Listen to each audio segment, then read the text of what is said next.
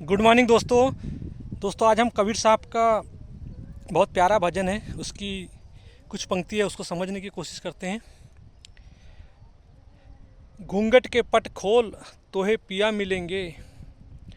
दोस्तों बहुत प्यारी सी पंक्ति है, एक लाइन है, लेकिन इसके अंदर आंतरिक आध्यात्मिक जागृति के कुछ महत्वपूर्ण रहस्य हैं, जिनको समझकर हम अपने जीवन में शांति का अनुभव कर सकते हैं, स्वयं के जीवन को समझ सकते हैं। तो आज कबीर साहब इन साखियों के माध्यम से हमें कुछ समझाना चाहते हैं।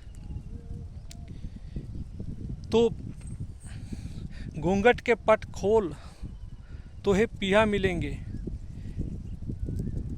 हम सबसे पहले समझते हैं कि जो हमारे मन के जो सिद्धांत होते हैं, मन के कुछ सिद्धांत होते हैं कि हम सब प्रेमी होते हैं और हमारे अंदर निरंतर हम पैदा ही आशिकी में होते हैं, निरंतर प्रेमी होते हैं, और हमारे अंदर जो प्रेम की जो ऊर्जा होती है वो हमेशा हमारे मुक्ति की ओर या सत्य की ओर जाना चाहिए।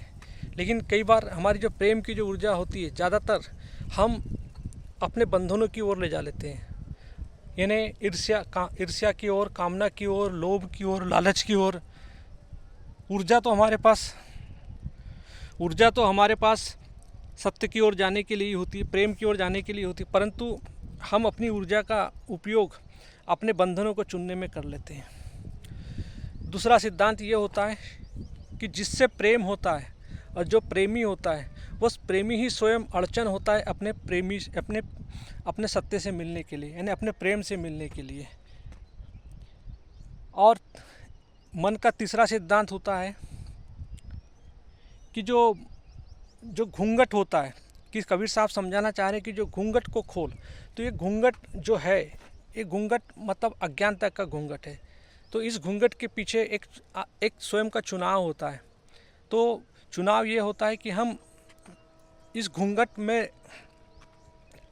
बने रहने का चुनाव हम स्वयं करते हैं, यानी अपनी अज्ञानता में रहने का चुनाव ये हमारे से ही होता है। या मैं चाहूँ तो अपना बंधन चुन सकता हूँ, या मैं अपने पिया को चुन सकता हूँ। तो ये दोनों ऑप्शन हमारे अंदर होते हैं।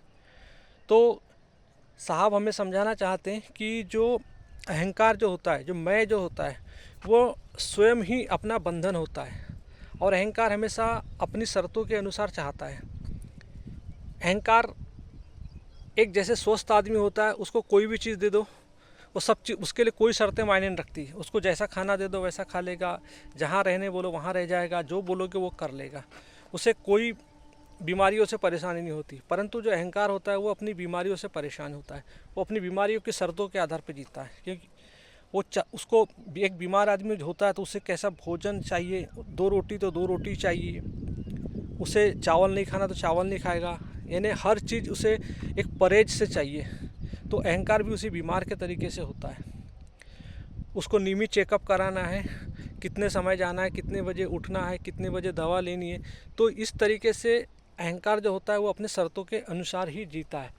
इसीलिए अहंकार का होना ही, यानी अहंकार स्वयं अज्ञान है, और अज्ञान का होना ही अपने वास्तविक प्रेम से वंचित रहना है। तो साहब हमें यही समझाना चाहते हैं कि तुम यानी तुम अपने सत्य के राह में तुम स्वयं अड़चन हो, क्योंकि तुम स्वयं अज्ञान से आविर्भूत हो। तो तुम्हें अपने अज्ञान को हटाने की ज़रूरत है। पिया सामने तुम्हारे स्वयं है। फिर साहब हमें समझाते हैं, दूसरी पंक्ति बहुत प्यारी है। घट घट में साई बसत है, कटु वचन मत बोल रे।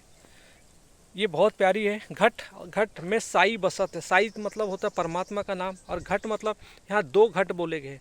तो एक घट होता है जो शरीर की सीमाओं में होता है, उसको एक शरीर एक घट हो गया, और दूसरा समाज हो गया। तो दूसरा घट संसार हो गया। तो यानी एक जो ये शरीर का जो घट होता है इसी को हम बोलते हैं विद्या, और संसार जो घट होता है और उसकी का नाम होता है अविद्या।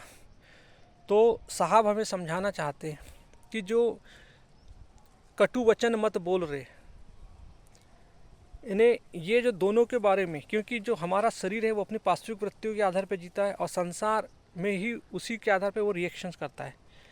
तो हम क्या करते हैं, शरीर के आधार पे भी लोगों को ताने मार देते हैं, और संसार में संसारी व्यक्ति जो व्यवहार करता है वहाँ भी हम उसको ताने से बात कर लेते हैं। हम उसकी वास्तविकता को नहीं जानते कि वो किस मुखौटे को पहना हुआ है।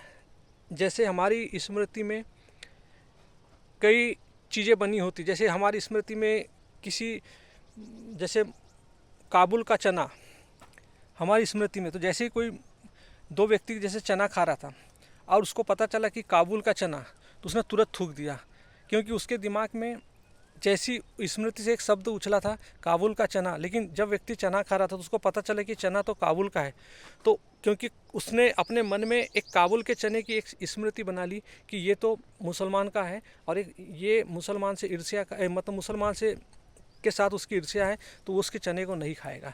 तो ये जो होती है, ये शब्द हमारे जीवन में आते हैं और ये शब्द ही हमारे लिए बंधन बन जाते हैं, क्योंकि हम उस शब्द के साथ छवि निर्मित कर लेते हैं। तो जैसे और समझते हम, जैसे कोई जैसे कोई क्षुद्रता वाला व्यक्ति होता है, या किसी को जैसे जाति के नाम से हम नीच जाति के नाम से, जैसे लोक धर्म में लोग मानते हैं कि जाति के नाम पे भेदभाव करते हैं, तो यदि मान के चलो कुछ जिसको क्षुद्र जाति का व्यक्ति नज़र आ जाए तो उसके बारे में वो, या गुजर जाए तो उसके बारे में वो क्षुद्रता से पहचाने करने लगता है, और उसके पीछे कटु वचन बोलने लगता है कि नीच है, क्षुद्र है, अछूत जाति का है।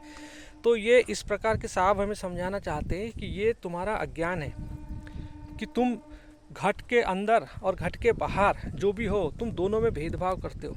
तो ये भेदभाव तुम्हारे अज्ञान से आता है, क्योंकि दोनों ही घट में साई बसते हैं। जो बाहर संसार है वहाँ भी साई है, और जो अंदर ये शारीरिक संसार है इसमें भी साई है। तो तुम्हारे ये भ्रम, ये अज्ञान ही तुमको तुम्हारे स्वयं प्रेम से अलग ले जाता है। दोस्तों, हमारा जो सत्य है वो हमारे सामने उपलब्ध है, परंतु हमने अपने ही अंदर एक ऐसे पर्दा और अज्ञान बांध के रखा है कि हम अपने ही सत्य से वंचित हैं। जैसे एक चूहिया होती है, चूहिया को गजराज से प्रेम हो जाता है, और लेकिन क्या करती है, वो गजराज की एक छोटी सी मूर्ति बनाती है और उसको अपने छोटे से कमरे में ले जाके पूजती रहती है, परंतु और उसकी आरती करती, पूजा करते रहती है निरंतर, और अपने अनुसार वो चूहिया गजराज की प्रतिमा बनाती है, उसकी पूज भी बना देती है। जैसी वो होता है उसी प्रकार से वो अपने गजराज को भी पूजने लगती है। जबकि एक बड़ा हाथी सामने खड़ा है, इन गजराज सामने खड़ा है, गजराज उसको उपलब्ध है, परंतु वो गजराज के लिए अपनी शर्तें रखती है। गजराज सामने खड़ा है, लेकिन वो गजराज के लिए भी अपनी शर्तें रखती है कि मेरे बिल में स्वयं गजराज आ जाए तो अच्छा है। यानी इसलिए वो बिल में गजराज की प्रार्थना करती है, यानी अपने मन के गजराज की प्रार्थना करती है और वहाँ से पुकार करती है।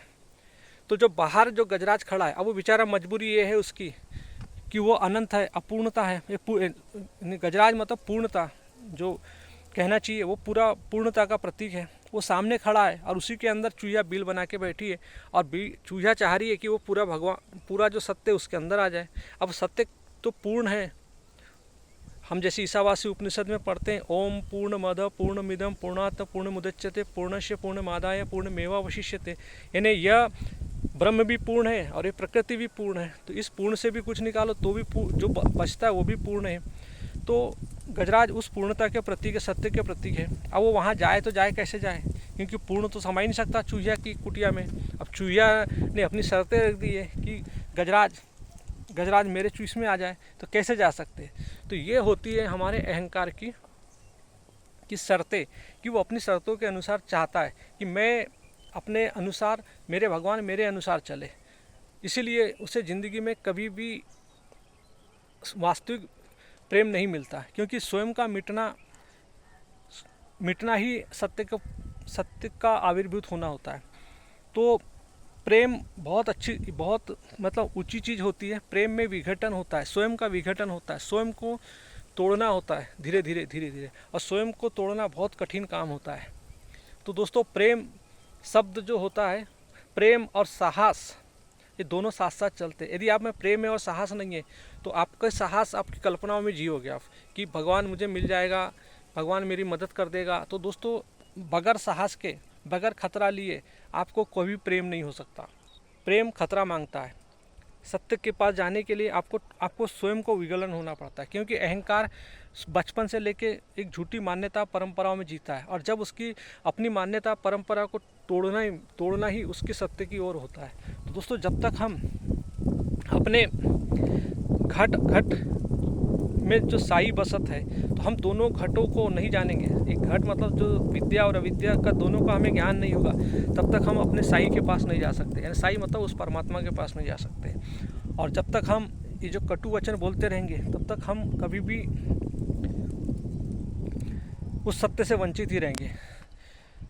तो जैसे और साहब बोलते हैं कि धन जोबन सब यहीं रहेगा, पंचरंग चोल रे, मतलब ये जो धन जोबन जो है, ये प्रकृति जो 5 तत्वों से मिलकर बनी हुई है, ये शरीर भी उसी 5 तत्वों से मिलकर बना हुआ है।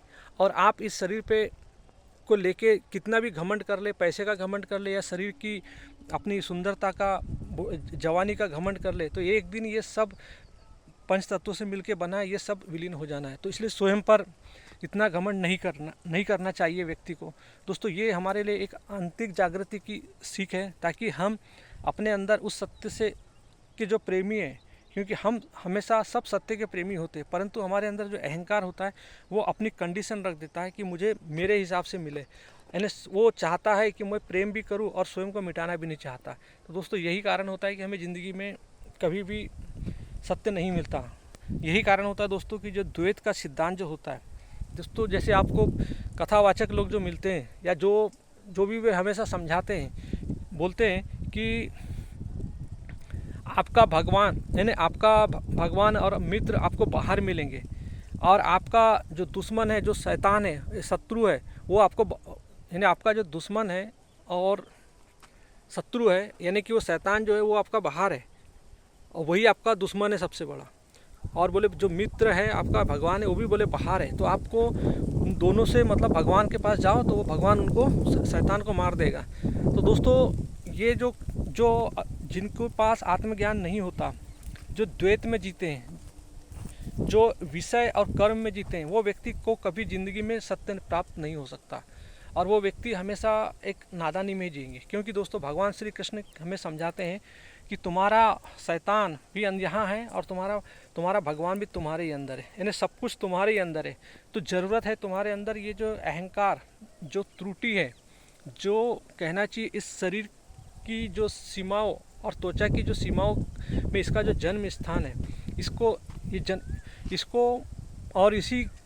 और ये जो बोलता है कि मैं हूँ, सीमित हूँ और मैं अलग हूँ, तो इसके इस झूठे ज्ञान को, संरचना को हटाना ही माया है कहना चाहिए। तो इन्हीं से हमें मुक्ति चाहिए।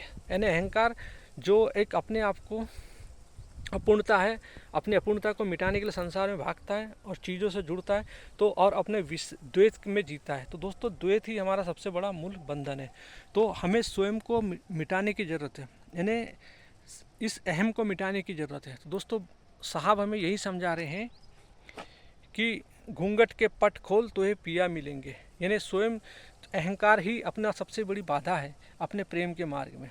तो दोस्तों यदि हम सत्य से प्रेम करते हैं तो अपने प्रेम के लिए साहस में संघर्ष कीजिए। स्वयं को मिटाने का साहस स्वयं अंदर होना चाहिए, तभी हम वास्तविक सत्य के पास पहुंच सकते हैं। तो दोस्तों आई थिंक आपको समझ आया होगा।